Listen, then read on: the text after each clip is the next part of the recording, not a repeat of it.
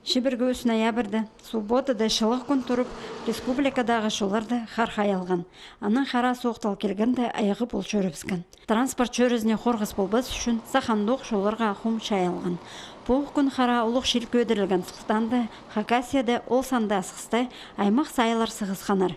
Бозырықта аймақ кәнінде хайпырсы ұрамаларды шарытқы шөріпскен.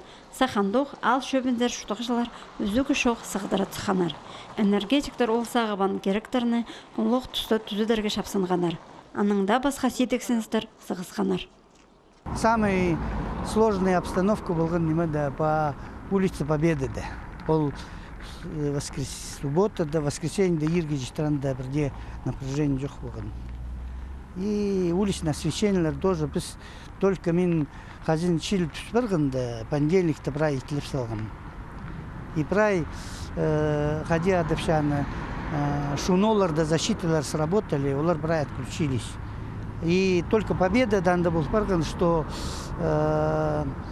Шуно, Шуно щит по электроснабжению, уличное освещение, ол пістің прай замкнул и күйіп барған. Эшткан танақ күнерінде хайынған ұлық шел асқысты пирамида столовайна қарын ходыра тартпары бысқан. Аны 9 жылар ештенне келіп көрсалғанар. Аның пасқы 2017 жылда сайыл жатқан жұрт программы қостыры бүдірілген муниципальный тұры үдік шарым қарашоқ тұрқалды. Бір келкім профлес черге тұспырған. Екінші шұртағы қонжықтың көзенен салалы от салбан. Амды шел болзы одылған жартықтар көзіріп шатканы тұрының үстінде іле естілші. Сосед общается худрусхан сеном. Принимает, а мен иной мез был. Пердение мез был посм. Аның соседка келген. Создрит это керек. Она пень позвонил, хозяин.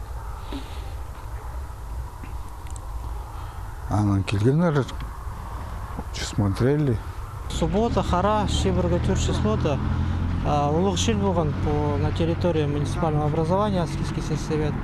Ол шел непогода, скажем так, болған сонның житель села Аскиз Псера айланған.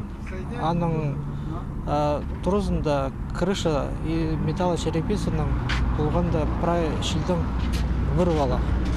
Поэтому он обратился к нам за материальной помощью, чтобы полз бергіз. Асқыстағы ал шөбі амда сайбылған муниципальный шутын қарын едергі сағыбан керектір программа жа пішіктер темнепші.